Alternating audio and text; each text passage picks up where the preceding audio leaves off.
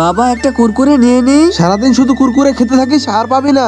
আর হ্যাঁ, কিছুক্ষণের জন্য আমি দোকানে যাচ্ছি, দোকানের মাল সামলে নিস। কি দোকান আজকে আমাকে সামলাতে হবে? যাও যাও যাও। হ্যাঁ যাচ্ছি, আর দোকান ছেড়ে কোথাও যাবি না। হ্যাঁ হ্যাঁ যাও আরামসে। আজকে তো দোকানে আমারই রাজত্ব, যা মন চাইবে তাই খাবো।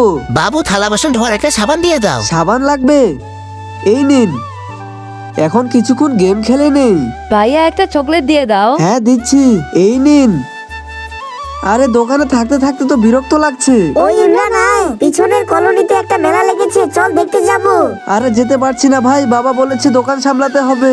বসে থাক, আমরা তো যাচ্ছি, চল। এই ভিডিওটি যদি কোনো ফালতু ভিডিও হতো তাহলে তুমি অবশ্যই লাইক সাবস্ক্রাইব করতে, কিন্তু ভাই আমি তো ইসলামিক ভিডিও বানাই, তাই বলে কি তুমি লাইক সাবস্ক্রাইব করবে না? আরে বাবার তো অনেক দেরি হয়ে গেছে, কখন আসবে? আর আমার ক্ষুধাও তো অনেক জোরে লেগেছে। কি করি? আইডিয়া, এক কাজ করি, কুরকুরে খেয়ে নি।